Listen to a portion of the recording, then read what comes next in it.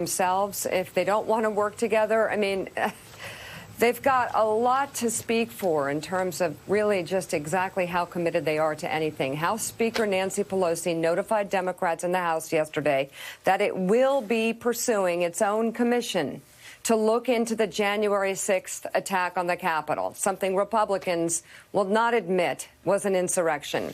In a letter to House colleagues, Pelosi signaled that if the Senate fails to establish a bipartisan January 6th commission, then the House will pursue its own investigations. Meanwhile, Senate Majority Leader Chuck Schumer informed members of his caucus that he will force the Senate to vote on a bill to establish a bipartisan January 6th commission again in the future. He's going to keep trying.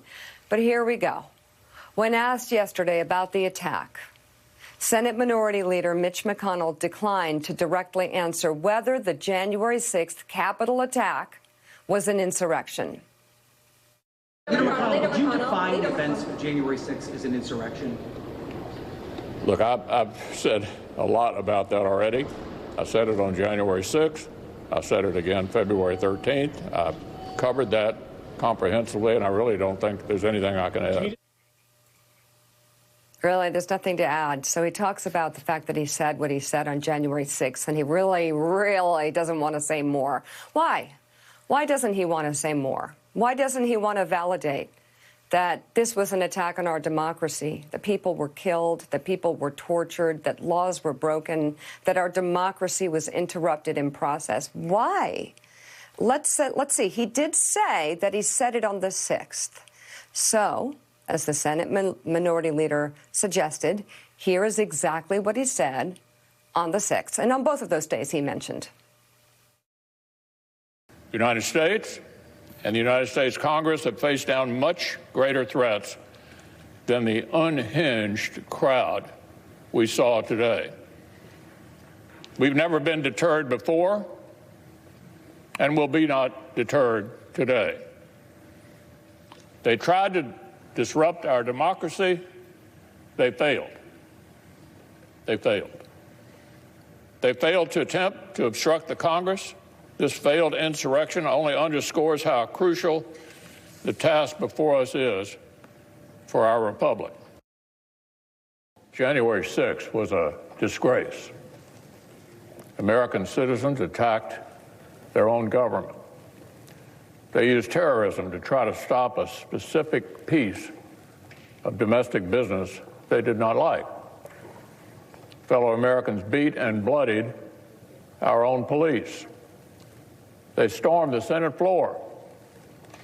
They tried to hunt down the Speaker of the House. They built a gallows and chanted about murdering the Vice President. Okay. Thank you, Mitch McConnell. Again, these are his words, and he said, these are his words that you have to go look up for January 6th and the 13th. They tried to disrupt our democracy. You can see that happening. This is what he's talking about. These people storming the Capitol, climbing in the windows, beating each other, using American flags as weapons. He says they failed. They failed to attempt to obstruct the Congress. This failed insurrection only underscores how crucial the task before us is for our republic. That's from Mitch McConnell. So let me go to Matt Lewis. And Matt, I appreciate that he said these words, and I appreciate that he referred back to them, that he calls this what it is, an insurrection. But help our viewers understand why this can't be validated moving forward and investigated on every level, why we wouldn't want to put this behind us by knowing what it was and moving away from it. Well, I mean, Mitch McConnell obviously doesn't want to bring it up because bringing it up reminds everyone that it was Donald Trump who incited this riot. And if Mitch McConnell does that, he will anger Donald Trump.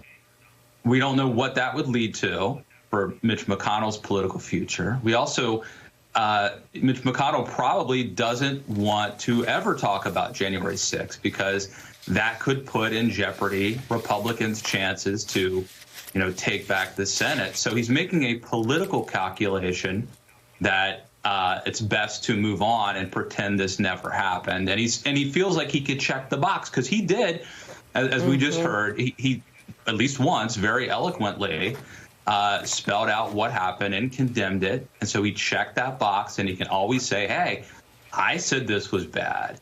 And the problem is, if you listen to what Mitch McConnell is describing, how horrific it is, anybody who really believes what he said wouldn't be content with just saying it once and then never saying it again, especially if nothing's being done to address it.